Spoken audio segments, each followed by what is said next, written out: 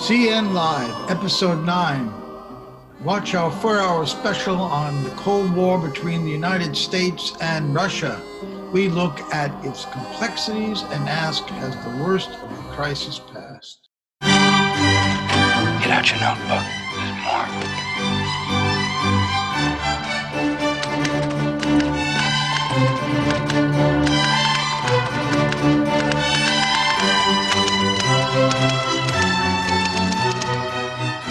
Welcome to Episode 9 of CN Live. I'm Joe Loria, Editor-in-Chief of Consortium News. And I'm Elizabeth Voss. On tonight's program, we devote the entire show to the ongoing crisis in U.S.-Russia relations. We will hear from a former head of the CIA Russia desk, a former retired CIA Russia analyst, an Australian diplomat who was posted to Moscow, a geopolitical analyst based in the Russian capital, a former U.S. Marine Corps intelligence officer who served in the former Soviet Union, and a journalist who asks whether the worst of the new Cold War may be behind us. We're now joined by George Beebe. He's a former head of Russia analysis at the Central Intelligence Agency. Is that correct? That's correct. What were those years that you were running Russian analysis at the CIA? I believe it was 2004 through 2008. Well, that was a pretty important period in the changing of U.S.-Russian relations from the days of Clinton, of course. It was indeed. So George is the author of a new book called The Russia Trap, and we welcome him to CN Live. Thanks for joining us from Washington, D.C. My pleasure. This is Joe Loria, Editor-in-Chief of Consortium News. So, George, since you have been, you were in charge in that period, give us some idea what we would have to call a crisis in U.S.-Russian relations. When did this begin, and which side was more responsible? If you can make that.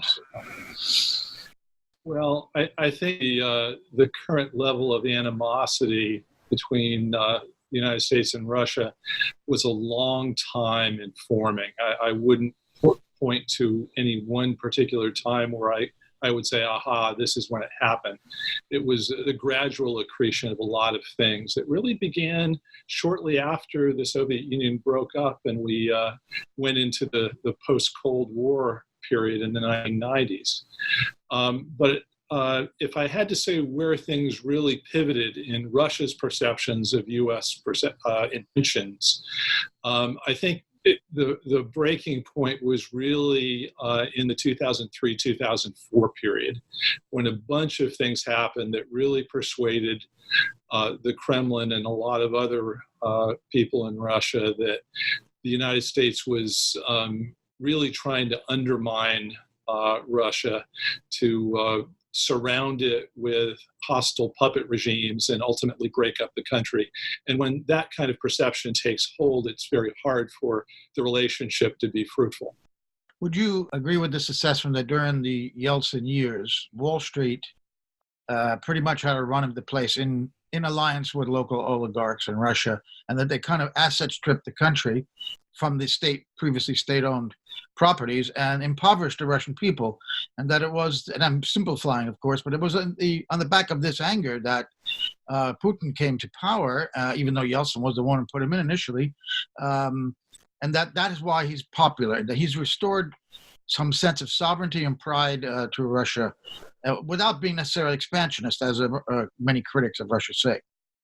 Well, I agree. I think that is the popular perception of Putin in Russia. I think the end of the 1990s was a period in which the Russians had suffered an unprecedented collapse. The gross national product declined by some 40%. This is sort of unprecedented in a modern industrialized state. Life expectancy for the average Russian male declined to about 57 years, quite shocking. And so there was, I think, a sense that Russia needed to restore order, to get back on its feet. When the state collapsed, the Soviet state, and really the Russian government during the 1990s was ineffectual, dysfunctional. there was nothing to take its place. In the United States, we don't need the federal government to do a lot of things. We look at the federal government as something that should be constrained, should be restricted to a narrow set of functions. The U.S. people are generally pretty good at self-government without a lot of help from Washington. That's never been the case in Russian history. They've relied on a strong state, a strong central government. And when that went away, there wasn't much to take its place. You ended up with a lot of chaos in the 1990s, sort of a wild, wild west, anything goes environment. And people reacted to that. They wanted a return to normalcy, to order. And Putin's done that, and that's, I think, the basis for his popularity. How much responsibility should the U.S. take, particularly the Clinton administration, for helping Yeltsin by interfering in the election, his second election, and by Wall Street? I remember people on Wall Street they were going over to Lithuania, especially the Baltics, but into Russia itself, and they were just making out like bandits. Should the U.S. be blamed, both Wall Street and Washington, for at least part of what went wrong in Russia? Well, I think there's a lot of responsibility on a lot of parts in all of this. Certainly the U.S. Pursued policies with very good intentions that we thought would produce a democratic, free market, prosperous, thriving Russia that would be, as we phrased it at the time, at peace with itself and at peace with the world. We did not expect the outcomes that we got in the 1990s, just the opposite. So do we bear some responsibility for all this? Certainly we do. And certainly key players in Russia bear responsibility as well. There's a lot of blame to spread. What I don't think we're guilty of is bad intentions. I don't think that any players went into this cynically looking to exploit the situation for selfish purposes. I think we expected that all of this would have a happy ending, not what we ended up getting. That might be the view from Washington, but from Lower Manhattan, I think it is quite different. They are very much in the habit of exploiting people and profit being the main thing and not the impact on people's lives. Before I move this forward into Georgia and Ukraine, I'm going to turn it over to Elizabeth Voss, my co-host, for any questions she has for you. Absolutely. Thank you for joining us, George. I just wanted to ask you, your book, you talk about a shadow war that the United States has engaged in with Russia. And I was wondering to what extent in your book you discuss Russiagate. What aspects of it do you cover? Because obviously Russiagate is kind of a multifaceted scandal. You've got hacking claims, you've got collusion claims. What's your kind of definition of shadow war in your book?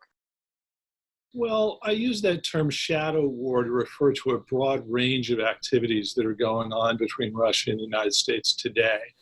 Certainly a lot of it is taking place in the digital domain, cyber warfare, which includes things like cyber espionage, cyber influence activities, cyber sabotage of various kinds. There's obviously economic warfare going on as well. This is a tool that the United States tends to resort to very quickly. There's proxy warfare going on in places like Syria, Ukraine, and elsewhere. So all of these things collectively I refer to as shadow war. The common denominator in all of this is that I think both sides believe that they can contain the escalation so that means short of all-out direct kinetic warfare will stay below that level. So there's a lot of suspicion about the other side's intentions, a deep belief on both sides that the other side wants to destroy it, but a shared desire that this doesn't erupt into a real shooting war between the two sides, and confidence that it won't. And one of the things I try to do in the book is to say, look, we shouldn't have the confidence that we seem to have that we can contain the escalation of this shadow warfare that's going on. Now, as for Russiagate, I do deal with that in the book. It's not the focus. My approach to this is to say that there's little doubt that Russians were involved in some way in what Americans refer to as interference in the 2016 elections. What I question, however, is how much central direction were they under from the Kremlin, from the Russian central government authorities, and what the intentions were behind this. And I have a lot of doubt about how much central direction there really was. That is, to what degree Putin sat down and said, okay, let's see what we can do to throw this election Trump's way and really try to divide and conquer the American political system and ultimately bring democracy down. I doubt that that's what went on. I can't rule that out. I think what the evidence that we have about this, there's not a lot of evidence that's come out publicly on this. I think we have to acknowledge that. But what we have seen is not inconsistent with that hypothesis. I can't disprove it.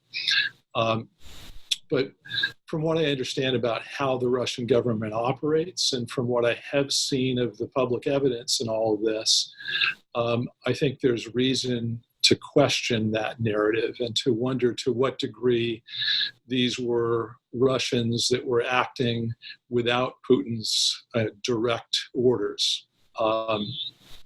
And probably under some standing orders to go explore what information they could provide. And the intentions behind all of this may have been a combination of espionage. It's normal for countries to want to discover what might be happening in another country's political system in a pivotal presidential election, who the next leadership will be. But I think also part of this comes down to a belief in Russia that we've been doing this sort of thing to them for a long time. We've been playing a hands-on role in Russians' own politics. And there was probably a desire to say, look, if you're going to do this to us, you need to understand you're vulnerable to the same kinds of things. Now, why would they want to do that? Well, part of it may be just a feeling of, retribution. Part of it may be a desire to bring us to the negotiating table and to work out some sort of mutual ceasefire, which they have explicitly called for on a number of occasions. They said, look, we need to stop this interference in each other's internal politics. This should be out of bounds. We need to talk about this. And I suspect that one of the intentions that was behind all this was to say to us, look, the rules that you think you're immune to, you need to be subject to too. So when you discuss, Russians that may have been acting, but potentially not under direct order from the Kremlin, I assume you're talking about Russian hacking allegations. Is that what you're referring to there? Okay, great. Well, there's no question that there was a social media campaign that went on, advertising, trolling of various kinds. And there's no question that somebody penetrated the Democratic National Committee's email servers. Now, were those Russians? My guess is, yeah, probably. I haven't seen the kind of evidence that would show me without any doubt whatsoever that it was Russians, but I strongly suspect that that kind of evidence is out there. Now, what's not clear is why and who ordered this. The Washington Post reported that there was a human intelligence report that Putin himself ordered it. I'm very skeptical of single source allegations like that. You better have a great deal of confidence in the veracity of that source if you're going to base such a momentous judgment on a single source. And I'm naturally quite wary of doing that, and not being familiar with the source. As far as I can tell, somebody leaked this to the Washington Post. So you don't tend to leak information like that from a very sensitive source that you've got that kind of confidence in, because when you do leak something like that, guess what happens to your source? So that also makes me a little skeptical about this. Yeah, definitely. No, I mean, the problem that I see with that is that there really is a preponderance of evidence to show that the Democratic National Committee was not actually hacked in the first place, much less by Russia. We only have information on that from CrowdStrike that's secondhand, that the FBI did not see directly. They saw a redacted draft from CrowdStrike. There are a lot of different issues with that. So, but before I hand it back to Joe, I'd just like to ask, so, instead of maybe going down the rabbit hole of Russiagate, because I know we can debate the specifics of Russiagate for an entire interview, but I'd just like to return to your book for a moment and say, Russiagate aside for a moment, do you think that the escalation between Russia and the US is going to continue forward, and how dangerous do you think that is? Well, I think yes, probably. I wouldn't have written the book if I were not genuinely alarmed by the situation that I see here. The reason why I'm genuinely alarmed is I think the United States is suffering from a conceptual problem in its understanding of the dangers that we're facing. I think we have for several years now been convinced that Russia is a World War II kind of problem, that we're facing the equivalent of Nazi Germany. Not that the Putin regime, mimics in all aspects Hitler and the Nazi regime, but that like Nazi Germany, it's a fundamentally expansionist state. Like Nazi Germany, it regards efforts to compromise as signs of weakness that it can exploit. Like Nazi Germany, it will push as far and as fast as it can outward until it meets resistance. I think that's fundamentally our conceptual model here. And what we're scared of is not that we'll wind up in a nuclear war. What we're scared of right now is that we won't be tough enough or forceful enough to stand up to a revanchist Russia. That's our model. And what I'm worried about, what I argue in the book, is what we're actually facing is a World War I kind of problem, where the states of Europe back in 1914 wound up in a war that they didn't expect, that nobody wanted. It wasn't war by design. It was war by accident. It was a war that was the product of a whole bunch of factors that combined in ways that allowed a small trigger in Sarajevo to set off a giant catastrophe. And why I think this is a serious problem right now is I see that same sort of confluence of factors that are combining in ways that people aren't paying attention to create a situation where a small trigger could set off a real catastrophe. And I see the brakes on that kind of escalatory spiral disappearing. We had put in place during the Cold War a whole range of rules and regulations, many of which were put in place after the Cuban Missile Crisis, after we each became really concerned that this could get out of hand. So we put in place arms control regimes and communications channels and formal and informal understandings about what was inbounds and what was out of bounds. Most of them are either dead or on life support right now. So I see the possibility of a bunch of things combining in ways we don't anticipate. And I see the brakes on that spiral going away. And that's an alarming picture. So can we both agree, even if we disagree on some of the aspects of Russiagate we were talking about previously, that the coverage of the issue by somebody like, let's say, Rachel Maddow, who is basically, beating the war drums every night on MSNBC and has been for a long time, do you think that is dangerous? Yes, I do. I think it's very dangerous. And I think it has contributed to a perception in the United States that Russia has become a deadly enemy, not just a competitor, but a country that is actually intent on the destruction of the United States. Not in the old Cold War sense of launching a nuclear attack on us, but in a more subversive, insidious sense where they're trying to use digital means short of actual kinetic warfare, to divide and conquer American society, to exploit and exacerbate these divisions and dysfunctions that I think we all recognize we're we're suffering from today.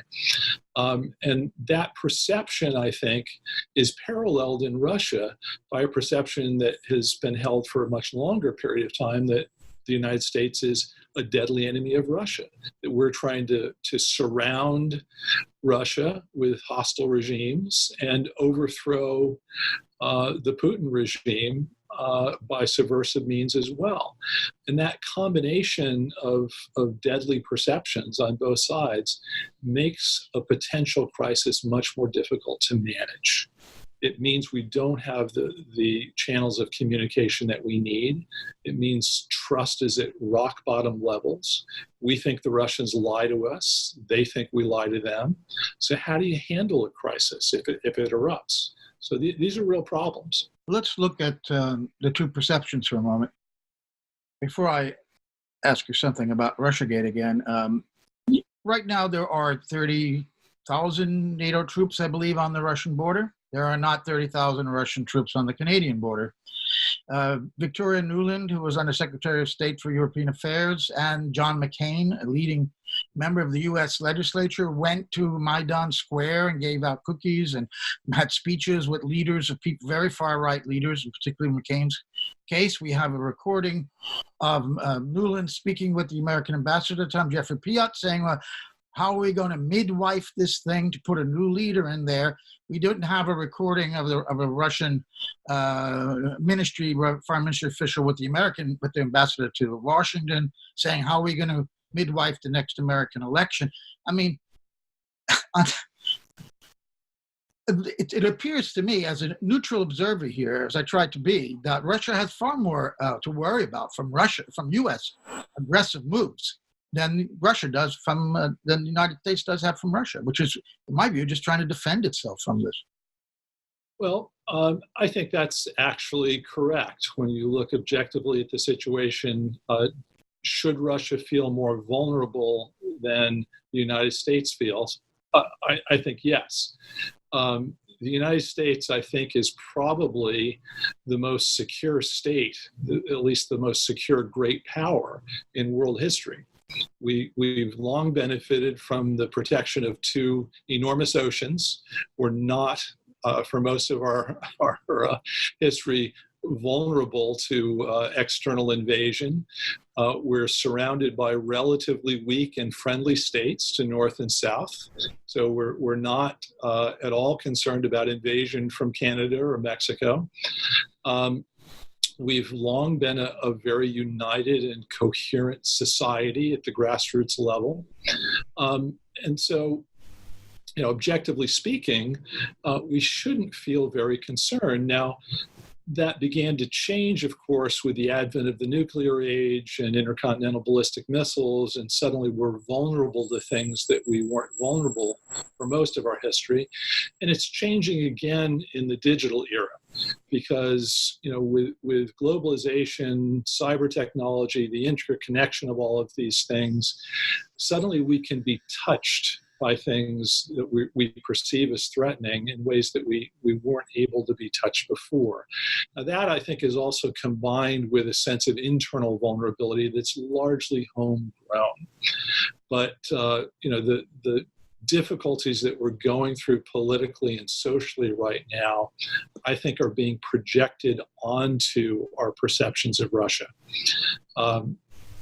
It's easier, I think, and perhaps psychologically more convenient for us to think that a lot of what we're suffering from originates in Moscow rather than originates at home.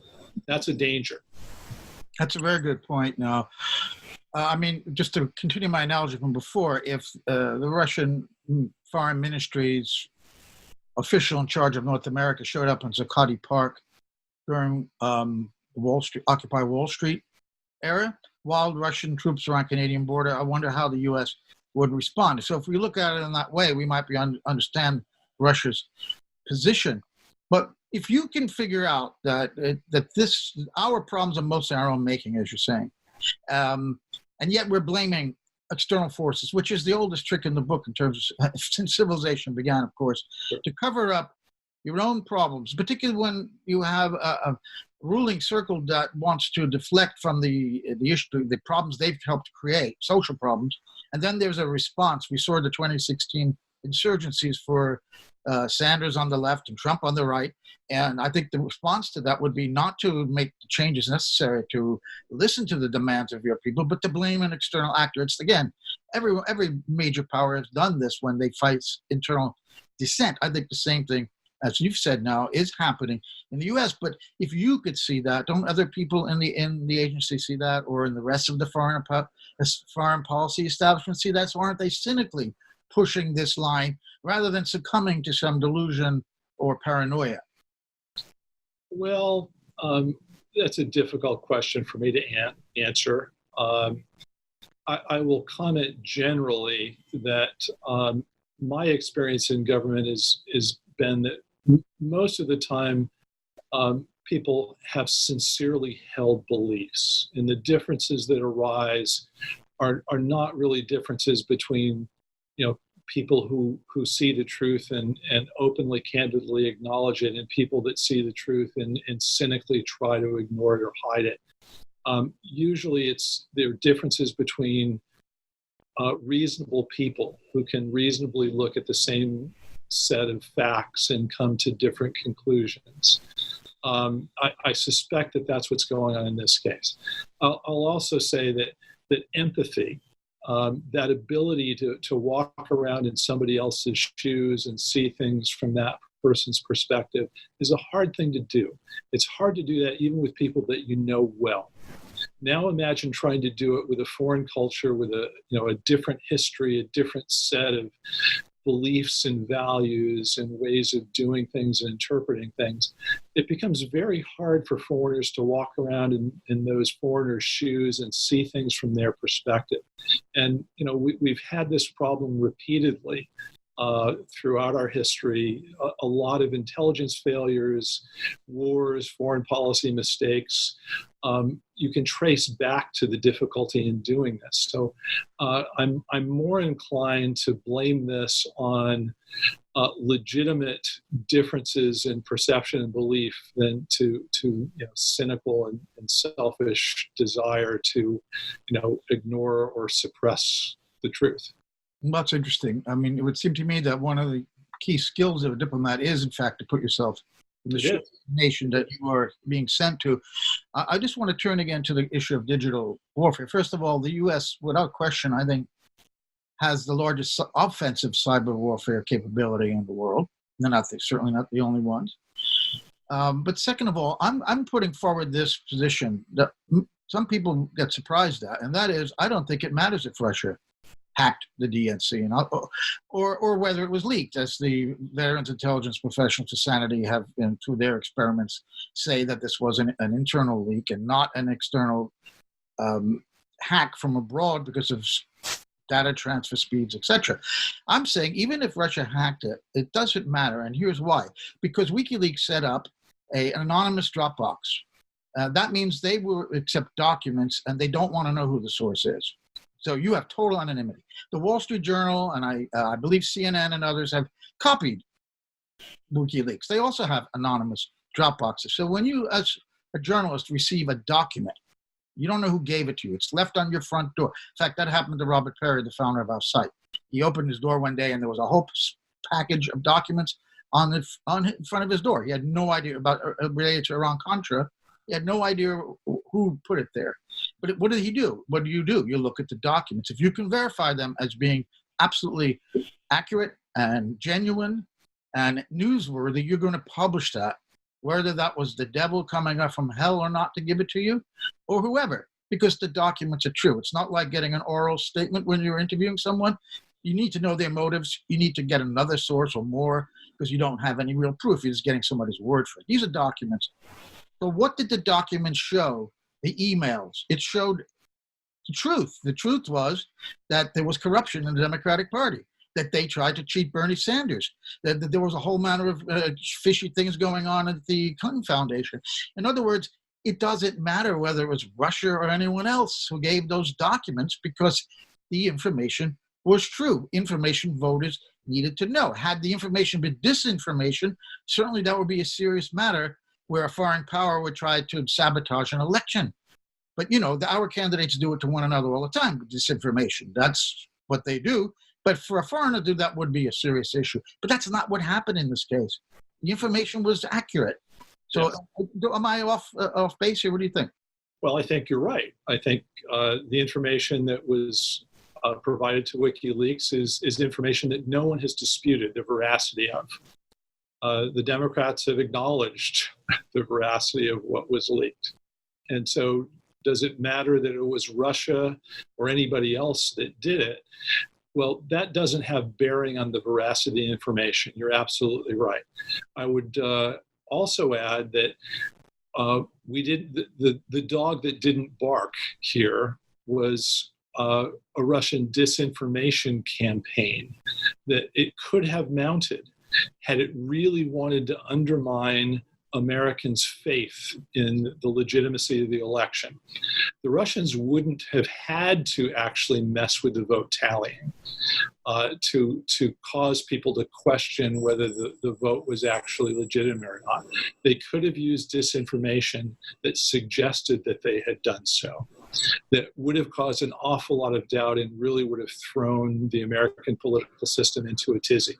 So one of the questions I have is that if Russia's motives were what a lot of people have alleged that they were, that they really wanted us to doubt our own political system, to doubt the legitimacy of our elections, why didn't they do those things? Why didn't they? Well, one hypothesis is that they realized that that would have been such an egregious action that we would certainly have retaliated in ways that would have hurt them. So they recognized that that was a no-go zone. Another possible explanation is that they really didn't have that intention. Their goal was not to undermine democracy, to undermine the integrity of our elections. Their goal was something short of that. And I acknowledge that both of those explanations are plausible given what we know. What disturbs me in our debate is that we haven't actually examined the alternative conclusion that maybe their intentions were aimed at some other objective. We've zeroed in on this conviction that they hate democracy, they want to undermine the American democratic system and ultimately undermine the United States itself, without enough attention to other explanations that I think are quite possible and probably even more likely. Would you offer one of the two of those?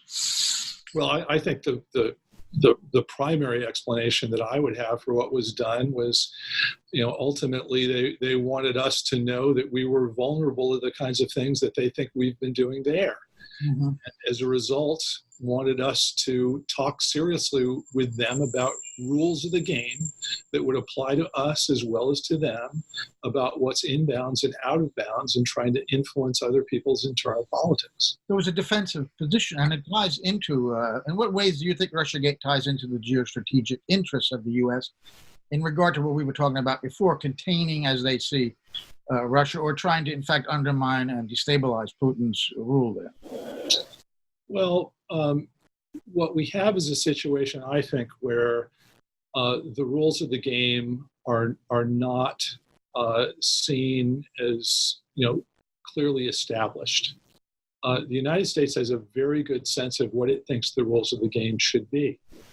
It also believes that as the world's leading power, as an exceptional nation, that there are occasions in which the rules shouldn't apply to us because we have higher purposes in mind.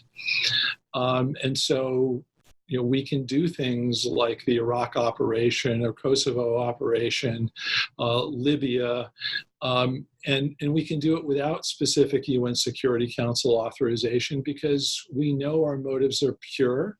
We have the best interests of the world in mind.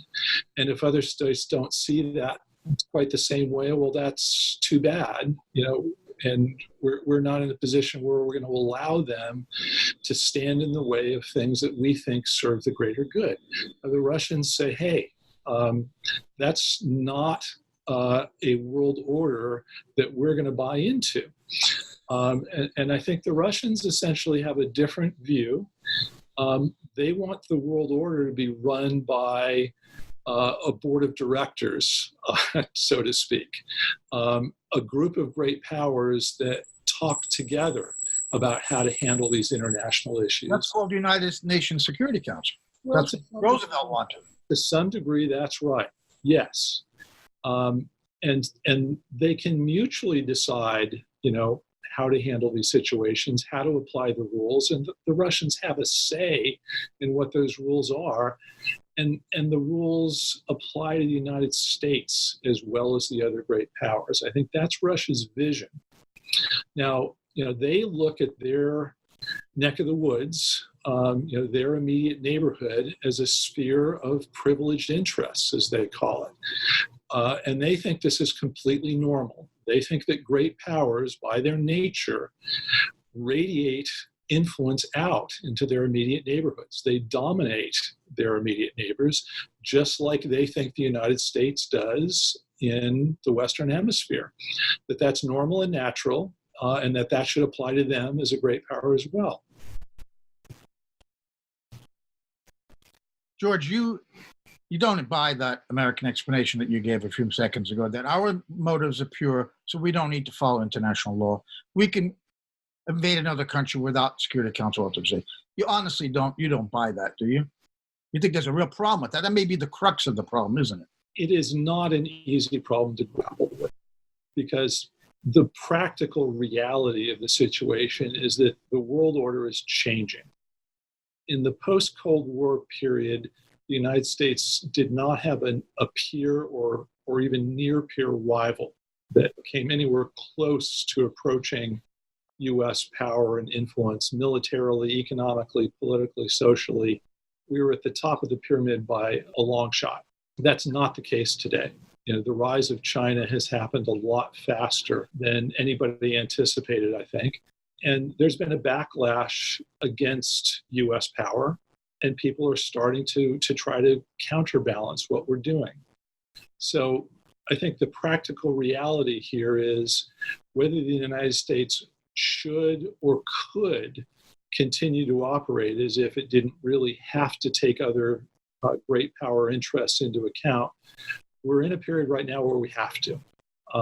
So we're going to have to find a way to establish some rules of the game that apply to us as well as others. And whether that should be the case or not, it doesn't really matter. It's a reality. Elizabeth, if you'd like to carry on with some more questioning, please. Sure. So do you feel that because we've talked about the Democratic National Committee, allegations that it was hacked. I was wondering if you had any perspective on the other aspect of Russiagate, and that is the allegations of collusion. To what extent do you think those have any basis in fact whatsoever? From the Steele dossier all the way through to Joseph Mifsud and the allegations that he is actually a Western intelligence asset rather than a Russian one. What do you think of that entire narrative? Well, I think it's a narrative that many people in the United States have deeply wanted to be true for a long time, for a wide variety of reasons, some of which have to do with wanting to be able to blame internal American dysfunction on an external actor. A lot of it is the desire to want to correct what they perceive as a mistake that was made by American voters in 2016, and a lack of confidence in the wisdom of American voters to correct that mistake in 2020. So I think people have wanted to find a way to correct that mistake in advance of 2020. And frankly, I regard that as fundamentally anti-democratic. I think our system we can agree on that. would work that way. Now, because there's been such a longing for this, and because, under the Mueller investigation, an enormous amount of time, resources, human capital, money was spent to try to find evidence of this collusion.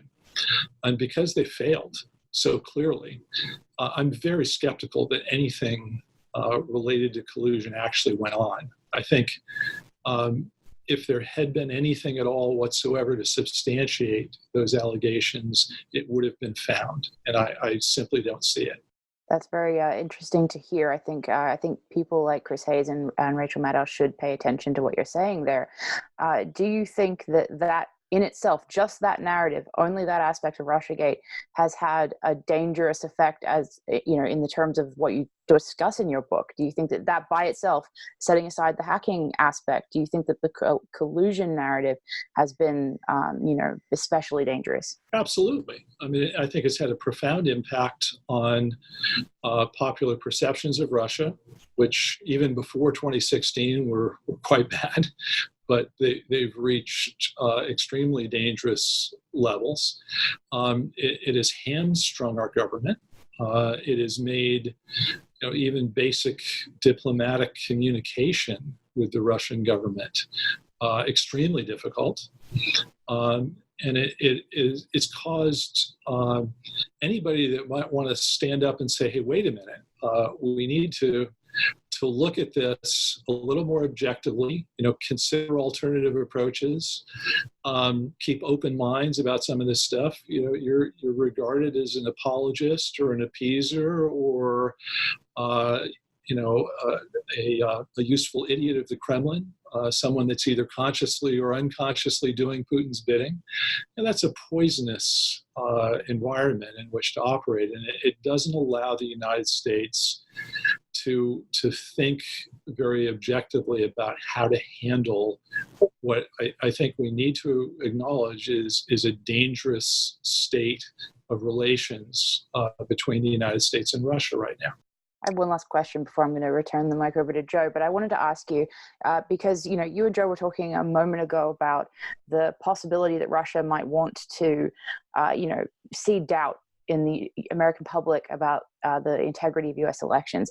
To what extent do you think the DNC and the Democratic Party is responsible for giving legitimate concerns on those grounds, not only by what was discussed and revealed in the WikiLeaks publications, the DNC emails and the Podesta emails, but also in the Democratic Party's defense of essentially rigging the primary process in 2016 in court regarding the DNC fraud lawsuit? They essentially said, well, we could have gone into a back room, smoked a cigar, and picked our candidate. And they also defended it on the grounds that it was protected by the First Amendment. So to what extent do you think it's legitimate for the American public to be concerned about election rigging, about the integrity of U.S. elections?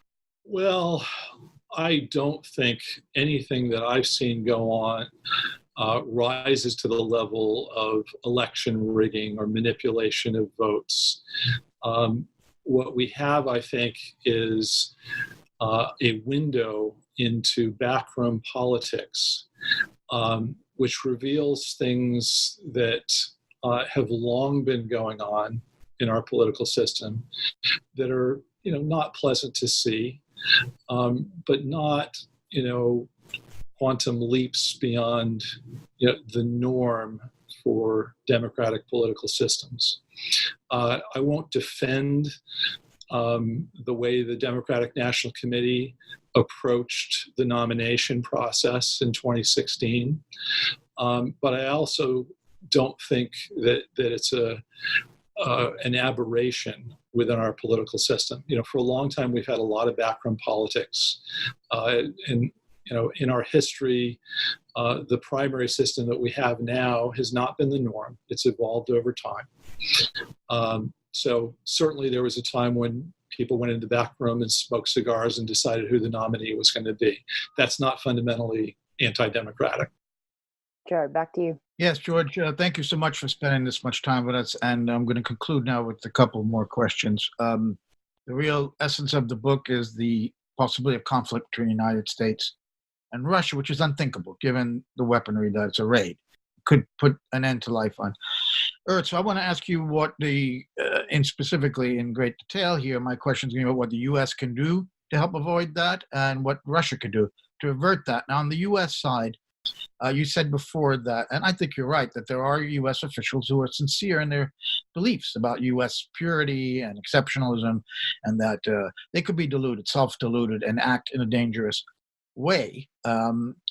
But in the media too, where of course where I work, I find that inexcusable. We have to be skeptical of everything officials say, and we should not just go along with that same mindset. But unfortunately, it permeates the media as well. There might be some sincere people, not just careerists, who think they're doing the right thing by supporting American foreign policy. So when we look at Georgia and Ukraine, which I know we could talk 2 hours on just that, but the perception that the media has given here through the government, U.S. government, is that these were two acts of aggression by Russia. But if you look at the details in Georgia, for example, the European Union did a study, or European Parliament, I believe, and they came to the conclusion that this was Georgia's fault.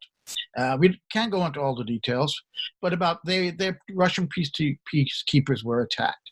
And in Ukraine, we have this evidence that the U.S. certainly backed the overthrow of a corrupt but democratically elected, constitutionally installed president, Yanukovych, and that the reaction to that was Russian help to defend, particularly their port in Ukraine.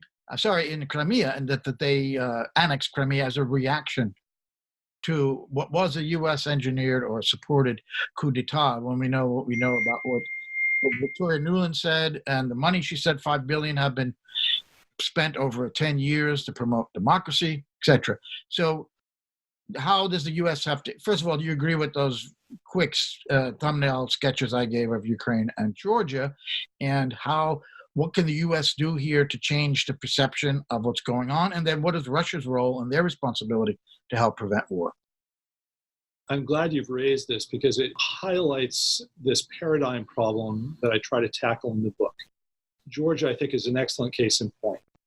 The United States viewed Georgia as a deterrence problem, as a World War II kind of problem. We thought that the Russians harbored aggressive intentions toward Georgia. So what did we do? Just like Winston Churchill would have counseled, you don't try to compromise with the aggressor state.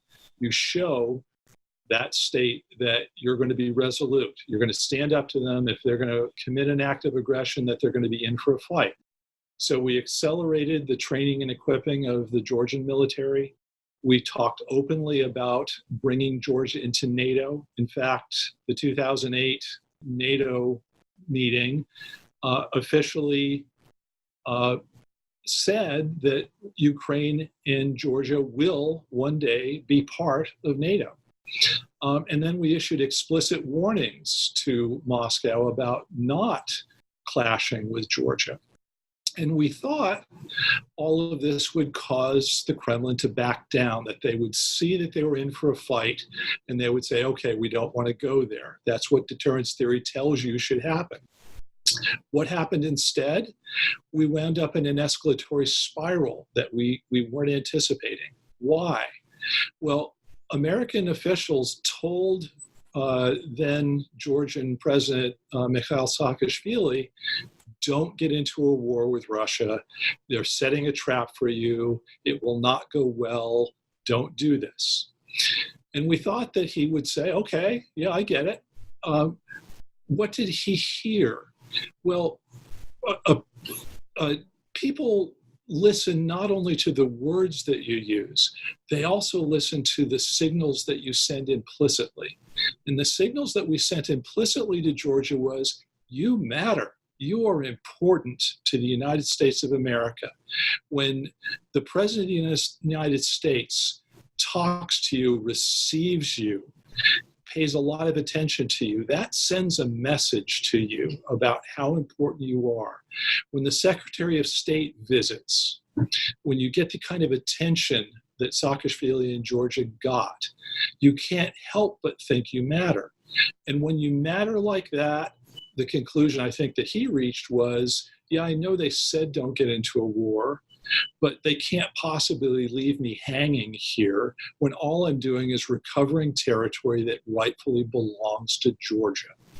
So it was a very complex confluence of factors that led Georgia to strike the first blow.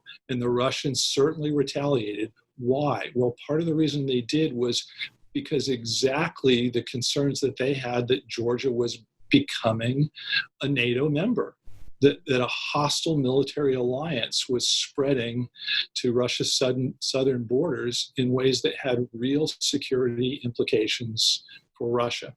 So we wound up in a war that we tried to prevent, I think because we had the wrong paradigm for understanding the dynamics that were at work there.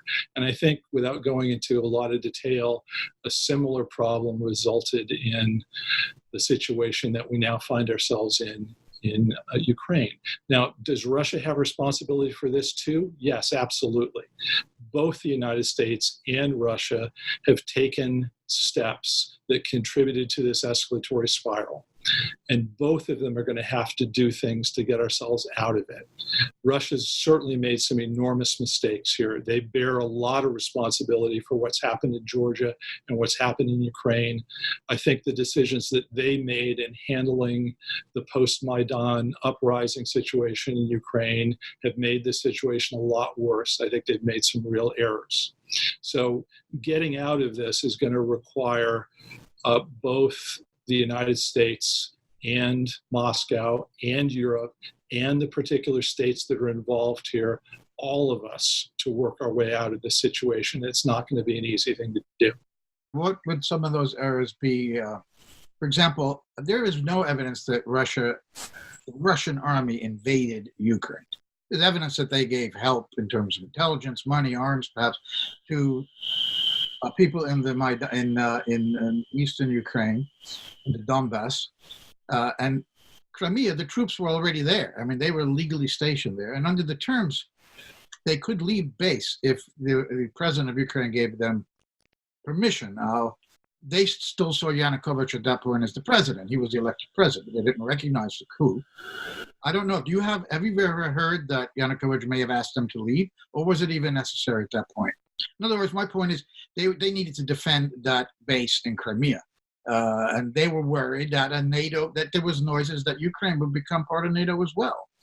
And we didn't even get into the whole expansion of NATO eastward, despite James Baker's promise to Gorbachev. That's a whole other thing which is crucial to this whole understanding.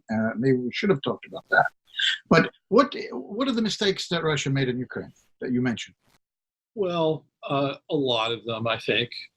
Certainly Russia was a very hands-on player in internal Ukrainian politics. They were not a disinterested observer in all of this. I think there is evidence that Russian military were covertly involved on the ground in the Donbass. I think that by helping to encourage and supply the separatist forces in eastern Ukraine, Russia has got itself into a situation where they've actually ensured that there's a great deal of hostility and suspicion in other parts of Ukraine and in the Donbass itself toward Russia and its involvement there. To a great degree, they've created and exacerbated a situation that they've tried, I think, to avoid and that they feared. And that is, they've created an enemy to a great degree in Ukraine, exacerbated the forces in the far right there. I think that's a strategic error. I think we're in danger in Ukraine as a result of seeing a dividing line running north-south through Ukraine, which will become permanent and very dangerous in the same ways that Berlin and East and West Germany wound up divided during the Cold War. That's not going to be an easy thing to repair. So I think these are problems that partly are the result of what the EU, NATO, and the United States have done, and partly the results of things that Russia has done. Now, Brzezinski, of course, wrote that Ukraine is the gateway, basically, to Eurasia, to controlling Eurasia. So if Russia sees it that way, and I believe they do, that they see this, as what China does, as a battle over the control of Eurasia. And since China and Russia are located in Eurasia, and other major powers, they may seem to have an interest in maintaining their sovereignty there. And they see the West the U.S. in particular, trying to undermine and circle and destabilize Eurasia. Do you think that U.S. foreign policy now, particularly under Obama, but now under Trump, maybe it's harder to read, is following that Brzezinski model, and that Russia and China are simply acting in defense against that?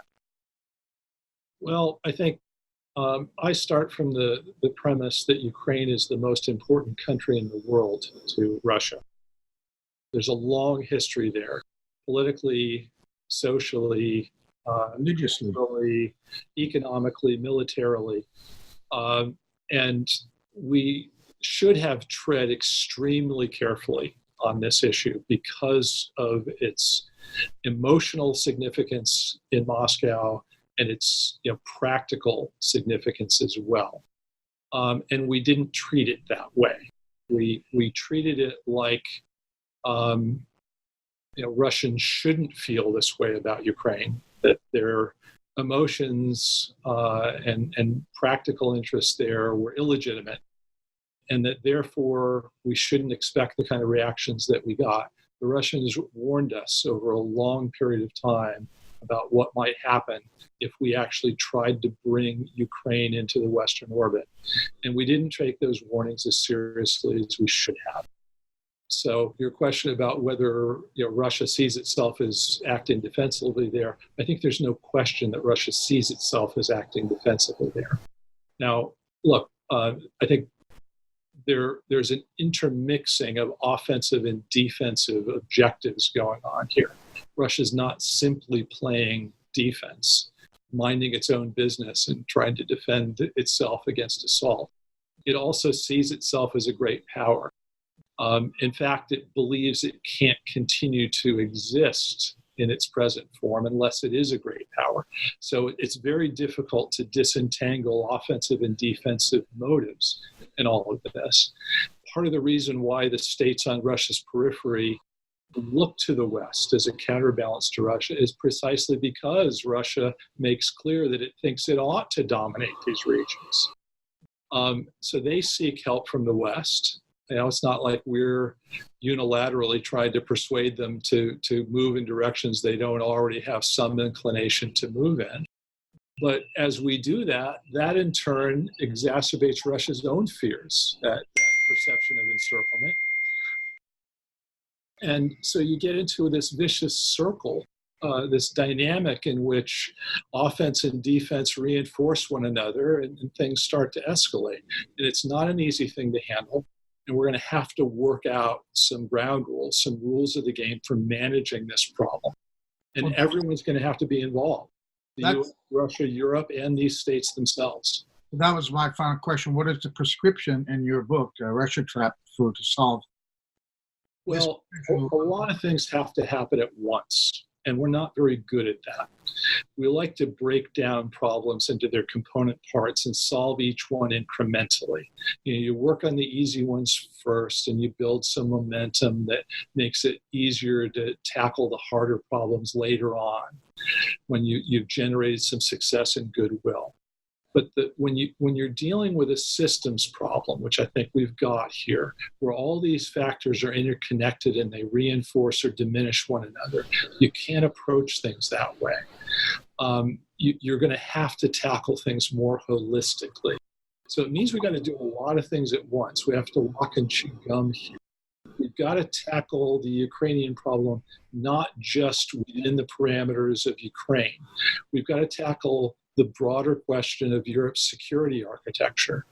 And we've got to tackle these broader questions about interference in internal politics. We've got to do it all at once. And that can create a virtuous circle that helps us make some progress here. But we're not very good at doing that. I'm not sure we even recognize that we have to approach things that way. That's part of what I'm trying to point out in the book. That's a depressing note to end on, but thank you very much, George Beebe, the author of the new book, Russia Trap, for joining us here on CN Live.